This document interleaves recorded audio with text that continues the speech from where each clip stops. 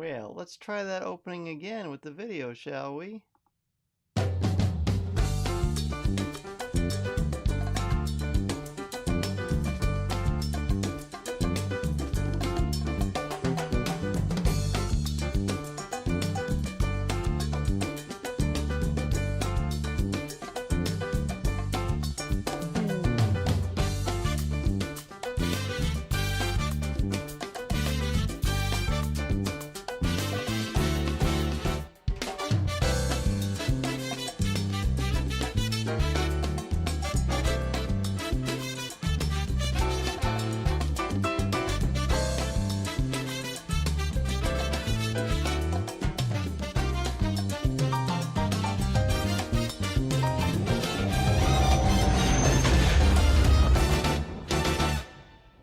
Well, hello everybody and welcome back to CWK Live, Monday nights at 7 o'clock p.m. Central Standard Time. I'm your host, Dan Zaire.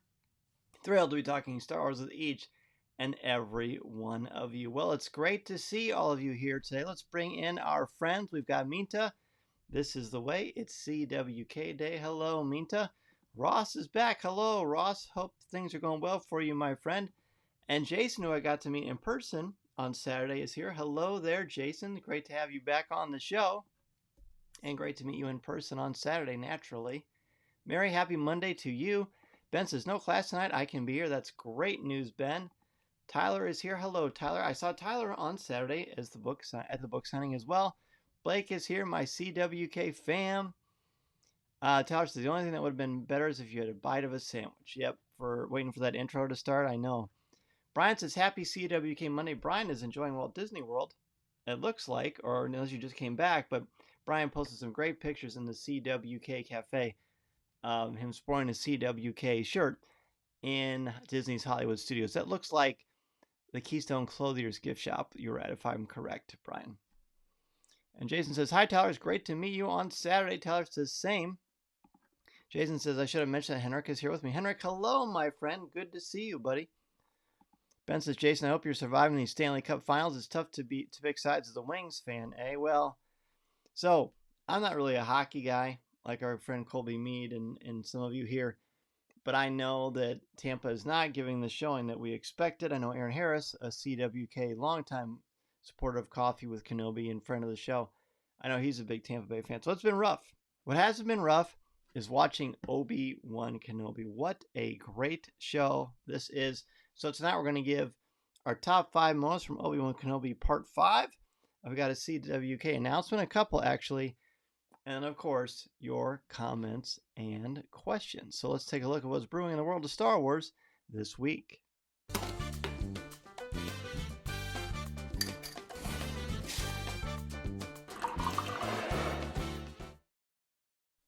All right, so this week, I got a couple of announcements, and they're nothing super huge. Well, one of them kind of is really fun. Jason says it's tough. He's pulling for Colorado because a former Red Wing is playing for them. Well, okay, very good. Well, then you're in good shape, Jason, for sure. Ben says the winner for best segue goes to Dan. That was awesome. Hey. Well, thank you, my friend. Had a lot of practice, I guess you could say. So next Monday, which is our normal Coffee with Kenobi, is not actually. I'm not actually going to be able to be here. We're going to be on a family vacation. Next Monday, the June 27th, I will not be able to do CWK Live. I will have a special show for you, which I will announce here in just a minute.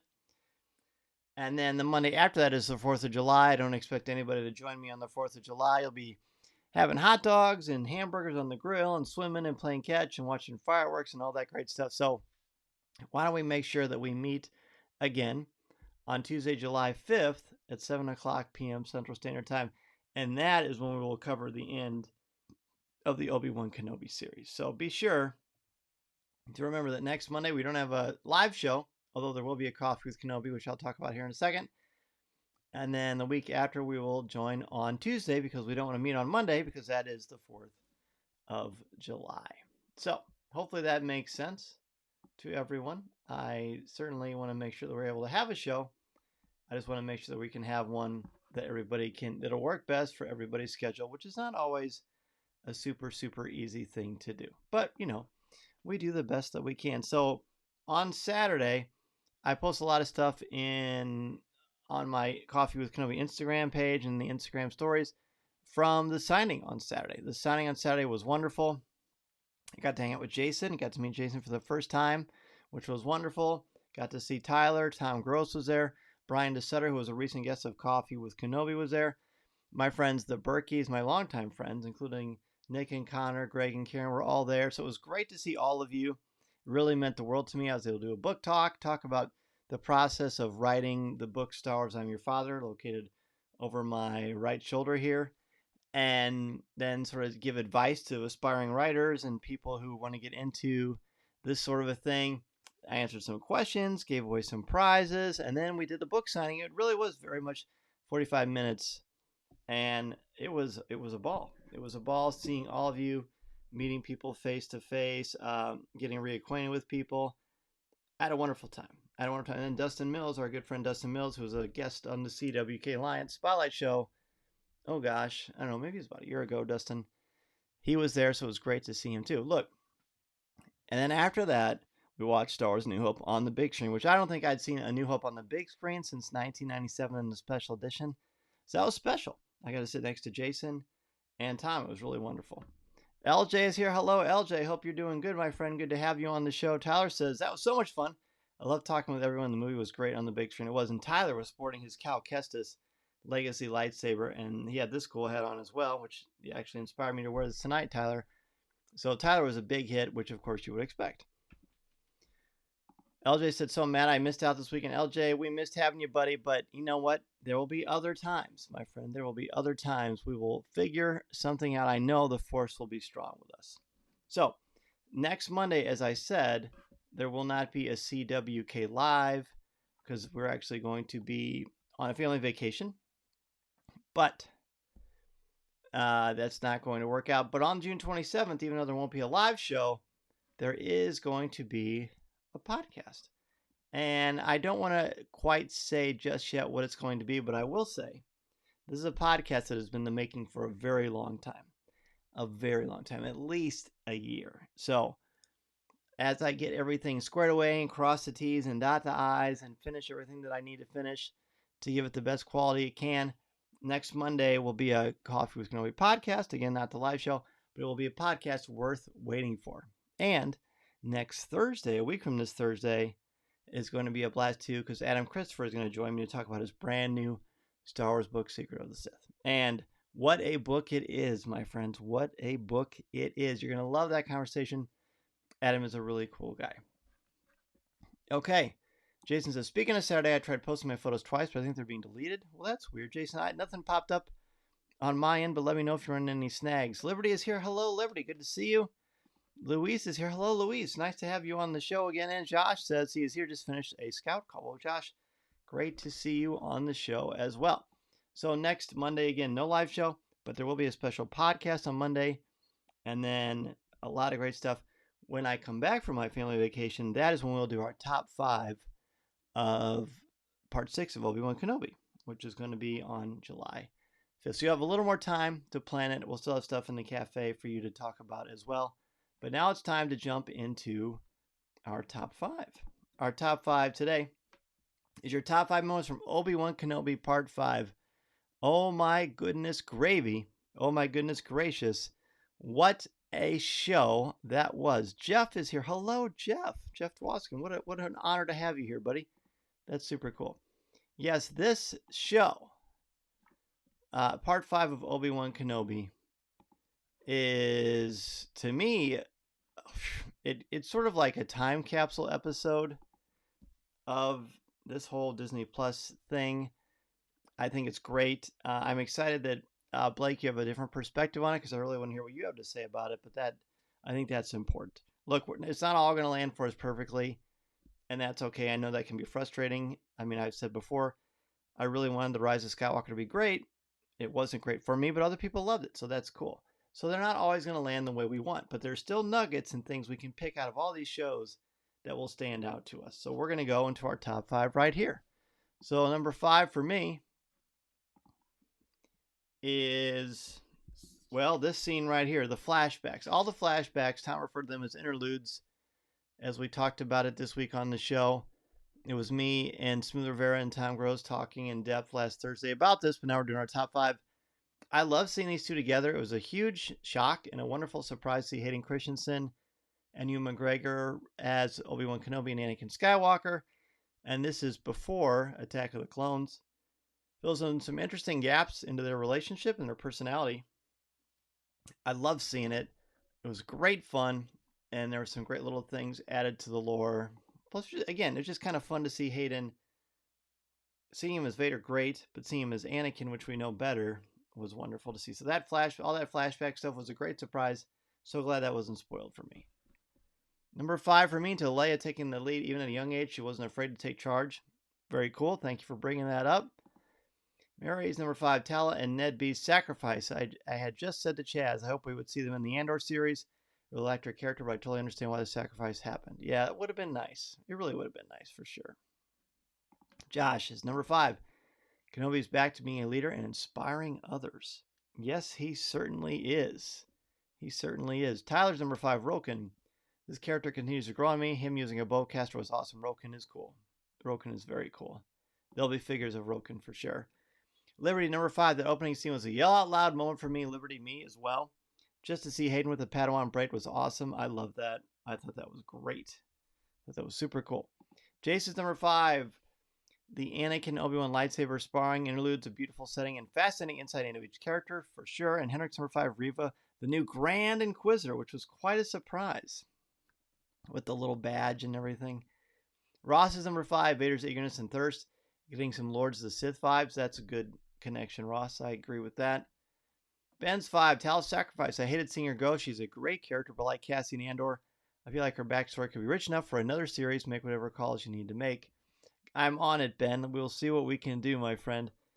Blake's number 5. I'm going to copy Mary and Tal's death. I loved her character and was sad to see her go. I do too. And I think, even though it's a heartbreak, if a character loses and that has weight to you or dies, then it's a good character that was effective. Ben says, great profile picture. Oh, yeah. Brian's number 5, their introduction of the Grand Inquisitor. We knew he would reappear, but I thought it was a great place to have him so slowly and arrogantly walk back in. And boy, is he arrogant in this series. My, oh my, is he ever. But that's a good one. That was a cool little section of it as well. Okay, I think I got everybody's number 5, but if not, feel free to jump in there. But we're going to run into part 4. Part 4 for me is Riva's backstory. Actually, getting Riva's backstory was important. I figured it would happen around part 5, since there are 6 episodes in this series. But it was great, and it didn't feel forced or authentic. I thought it was a natural and kind of a fun little story twist. Very cool, very well done. Moses Ingram, of course, sells it because she's awesome. So I really liked that a lot. Number 4 for me, to the flashbacks between Kenobi and Skywalker. Seeing those two again gave me goosebumps and tears of joy. Even saying how they tie into the battle was clever. Yeah, that was smart. Look, I've always said the special effects and everything is great. All that stuff is fine. The visuals are super important, but the story is what matters. And tying Anakin and Obi-Wan into the finale was really cool. Liberty's number 4. The music in the episode was spot on. They are really keeping with the Star Wars tradition in the series. It sounds just right. Yeah, the music's great. Blake says 4, and he doesn't have anything, but I think he's going to explain why. Jason's number 4, Hayden Christensen's portrayal of Padawan Anakin. So good to see the half smile and lightsaber twirl again. Henrik's number 4, Vader's determination to capture Obi-Wan. And boy, Henrik, he was no nonsense. Vader was all Vader. Josh's number 4 is Leia saying, get me a ladder. That's cool. Josh, that's a cool one. I like that. That's going to be a new saying. Mary's number 4, you trust me? I trust her. Leia taking control. Her bond with Obi-Wan and her support, and him supporting her in such a strong way, which is a great one. Love that. Brian's for the details of the Anakin and Obi-Wan flashbacks. They got the fighting style, the clothes, and even their old lightsaber hilts. I know, isn't that super cool? Good catch. Blake says, sorry, my fat fingers hit enter. The number 4 for Blake is the cinematography. While frustrating at times, nailed it others. And the cinematography was even frustrating. Interesting. You're going to have to explain that in the cafe more, Blake. I'm fascinated by your take. Ross says, the Grand Inquisitor is dead. Long live the Grand Inquisitor. Drama on the dark side. Always. Always. The dark side's all about the drama. Number 4 for Ben. Riva's backstory is revealed. Moses acted that so well, she had you hanging on every word. To hear her describe how he slaughtered them made it so real and really just upsetting, wasn't it? Really, really tough. Number 4 for Tyler. Leia. Her taking the lead and coming into her own was really cool to watch. Also extra points for being a live-action Lego short character. That's good. Tyler, you need your own podcast, buddy. That's clever.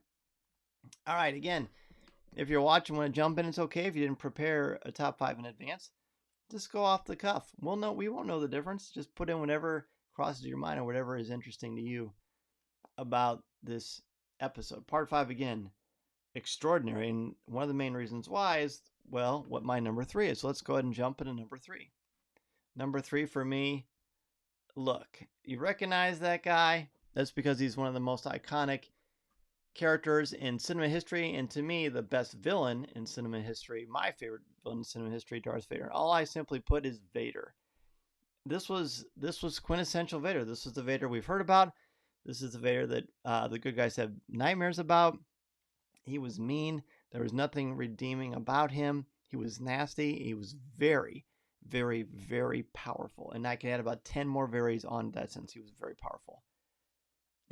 I'm assuming that when we watch Return of the Jedi again after the series is done, Vader's redemption will mean more because we've seen him at his worst now. We've seen Empire, we saw snippets, and he was certainly not a Prince Charming in Empire Strikes Back or in other things, and Rebels for sure in Rogue One, but this is even more because of the psychology of what he does and how he does it, and very powerful, very effective. So Vader for me, just Vader in general, his appearance in everything he did in this part 5 is why he's my number 3.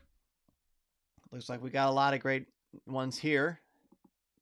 Minta's number 3, Riva's backstory.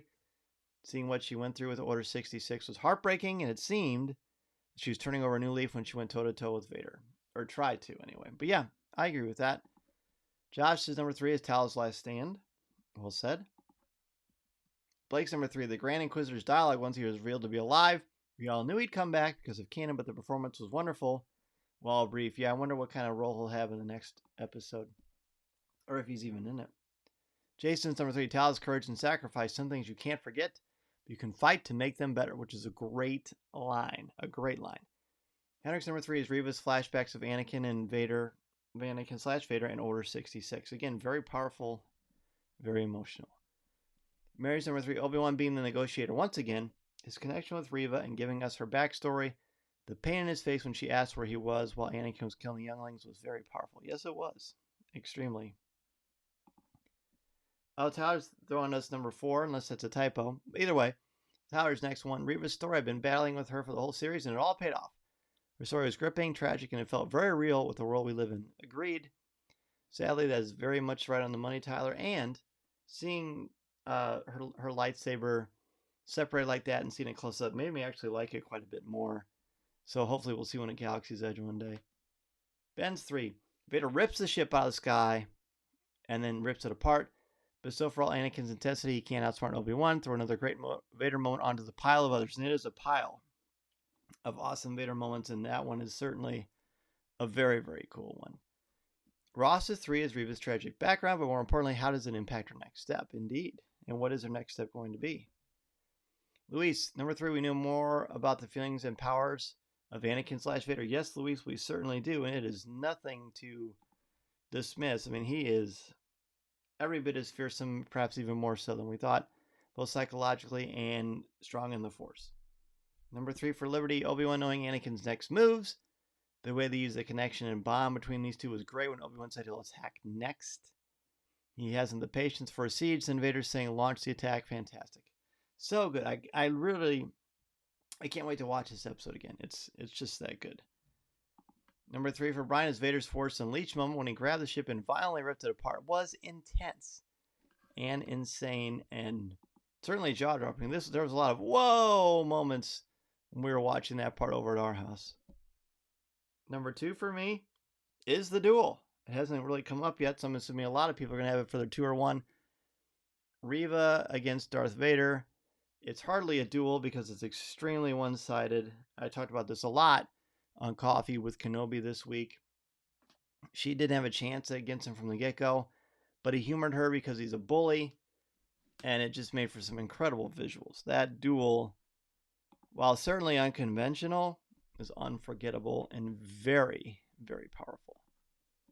Number 2 for Aminta is Tal's sacrifice. She knew from the moment she was shot that she wouldn't make it out alive, but she gave Kenobi and the others a chance to escape when she pulled the detonator. I screamed at the TV and broke down. Sorry, not sorry. Aminta, I don't blame you. It was very emotional, and the acting, the character, it was a very important moment, for sure. Tyler's to the flashbacks. I had the same reaction to Hayden that I did when I saw Toby in No Way Home. Cool. Just jaw-dropping and exciting for someone who's grown up with that character since they were 11 years old. Yeah, it was a stunner. Josh's number 2 is Vader going full Vader, which he does. Ross's 2 is Ned B protecting Tal as they both sacrifice themselves for the others to escape. Heroes. Complete and absolute heroes, like Steve Rogers style. Jason's 2 is Obi-Wan's gradual return to Jedi form, advocating for Leia and standing in front of the refugees to defend them with his lightsaber. Extraordinary. And Henrik's 2 is Ned B's sacrifice protecting Tala. Yeah, I don't know why I didn't put more Tala stuff on my list, but there's more emotional heft with her for sure. Liberty's 2 is the fight between Riva and Vader. She has his anger, but not his power. That's a good point. Loved how he ripped her saber apart. Yeah, as Tom said in Coffee with Kenobi this week, he didn't even bother to ignite his own saber. Like, he just didn't bother with it. And man, that Vader stuff, he is something else. So, number 2 for Mary, the flashbacks throughout the episode. Those flashbacks give us so much insight on how Obi-Wan could assess the situation based on their past to realize what he needed to do, then taking charge of the situation and addressing the group and devising the escape plan, which was very powerful. Ben says all the flashbacks, both the lightsaber duel and Order 66, and drawing a parallel to the current situation. Kenobi truly knows Anakin and Riva realize her worst moment in her life. It takes quite the editing job to get all that right. Great job. Yes, for sure, Ben. Very well done. Luis, great battle, but betrayed her feelings. Yeah, that's true, Luis. Well said. Brian's 2, Obi-Wan discovering the crate of lightsabers. It was very emotional for him to realize how many other Jedi had come through. Yeah, and there's a lot of stories in that crate, I think. Blake's number 2 is the flashbacks. When I was 13 when I first saw Anakin like he did this week, and I'm 33 this year. It was a moment that hit me on a real personal moment. Wow, a real personal level. Blake, that's cool. I mean, it's, that's, again, it's the personal connections we have with these stories. That's what makes it so important and impactful. But it is time to reveal the number 1 top moment for us. For me, yeah, of course it's this. It's Vader and that ship. Because when it happens, you think, oh no, he's totally got him. What was Obi-Wan thinking? Did he really think he would escape from Vader? And then you find out it was a decoy. It was just a masterstroke, and the visuals on it were great. We've never seen the Force used like that really in live action.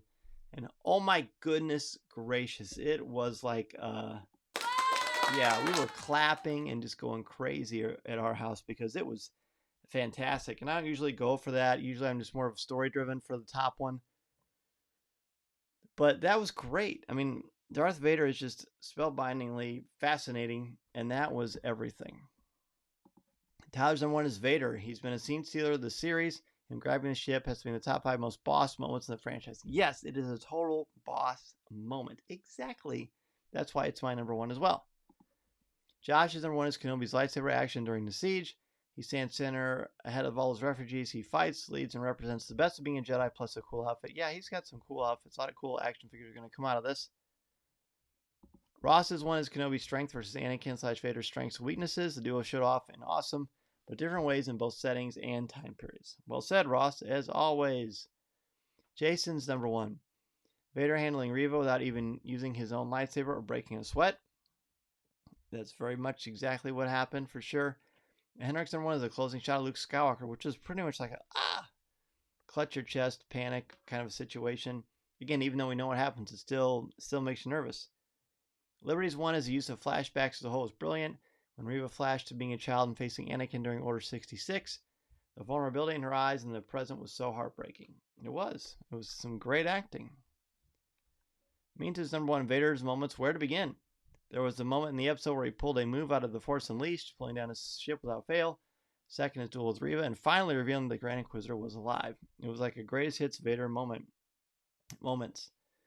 Ben's number one is Vader battling Riva. No matter what she throws at him, he proves his superiority. He truly can't be beaten. It sure seems that way.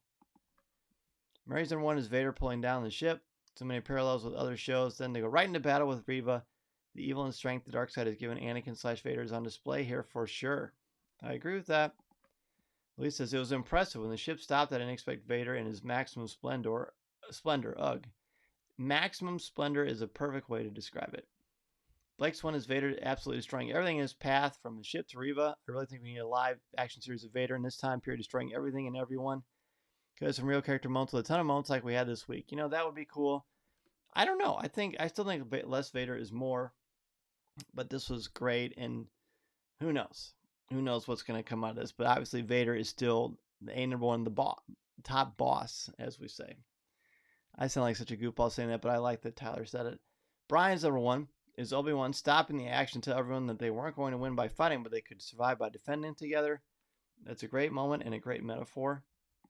Mary says, Jason and Henrik, that shot of Luke at the end is absolutely an honorable mention for me. It is. It's really great. Really super impactful because you know what it means. All right, so next week's top 5. Remember, the next time we have a CWK Live, we are going to talk about part 6 of Obi-Wan Kenobi, but it's going to be over a week away because we're going to be on a family vacation. So don't forget that when we do our part 6, top 5 moments of part 6 of Obi-Wan Kenobi, it's not going to be until July 5th because, again, next Monday I will be out of town. And the Monday after that is the 4th of July, and I certainly don't think people will want to just cancel their 4th of July plans to do the show here, although that would be fun. But I think we need to, the motto has always been for me, family first. So that's why when we do part 6 of Obi-Wan Kenobi, it's going to be well over a week away. But it gives us plenty of time to think about it, come up with our top 5s. And then on Tuesday, July 5th, we will certainly talk about it. Ben says the comics give a lot of these in-between Vader moments, which really helps. Yes, they do. It's true. Liberty says, my honorable mention is Lola's red eye. She looks like a cis droid. It was kind of creepy, wasn't it? Blake says, I'll be in Colorado that week on my own family vacation. I'm going to try and make it. Well, hey, man, do what you got to do. We'll certainly have the audio and video for you on Instagram, Facebook, and, of course, on the YouTube channel. Okay. Very good. Well, that was great fun. Let's go ahead and take a jump into Ask Dan Z.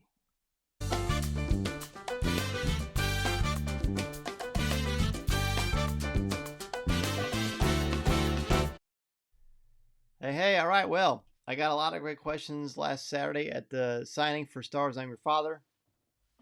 I hope, by the way, that everybody had a great Father's Day. I hope you remember the importance of June 19th as well. And here we go.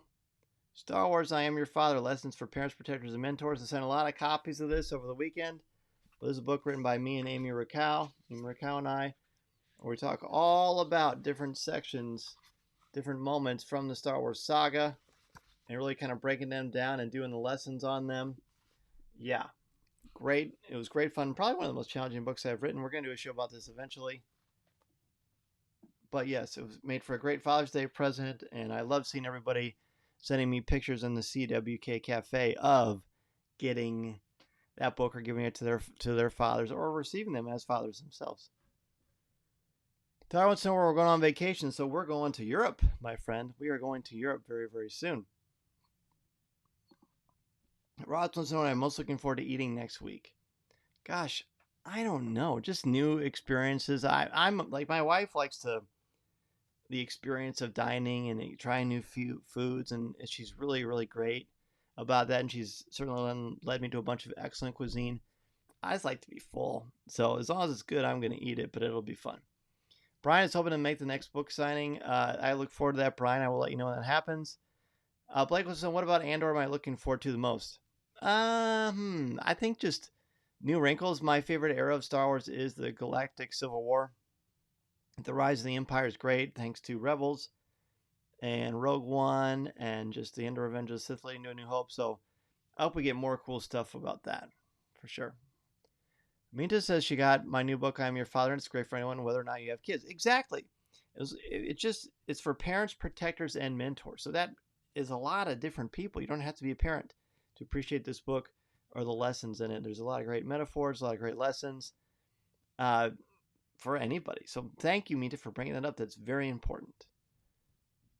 Jason says, regarding I Am Your Father, were there any lesson ideas that didn't make it into the book? Well, Jason, there were a couple, but mostly because there's only so much room in a book this size. But there's certainly a lot of things that would fit in the book as well. But yeah, there's only so much room. There's a lot of great options. Ben, how does watching Obi-Wan make you look back on the interviews now? What it makes me look at, Ben, is wishing I could talk to them again, knowing what I know about this series. And I just think about the questions I would ask if I get the chance to talk to them again. Now that I've seen different things, I'm really looking forward to talking to Deborah Chow again at some point. Hopefully I'll get to. Tar says, wow, super jealous. I'll be in Chicago on Sunday for a pro wrestling show. Not nearly as cool as Europe. Well, you know what? That Europe thing happened because I've been working with, we've been trying to reschedule it since 2000. So we're finally getting a chance to do it. I'm very excited about it. I did. Not so shameless plug because I'm not ashamed of it all. I love it. I reached out to MEI and Mouse Fan Travel, and they helped me construct an amazing vacation. They're going to have you look on my at Dan's Air CWK, my Instagram page. I'm going to have a lot of posts and updates from there as well. But really looking forward to that.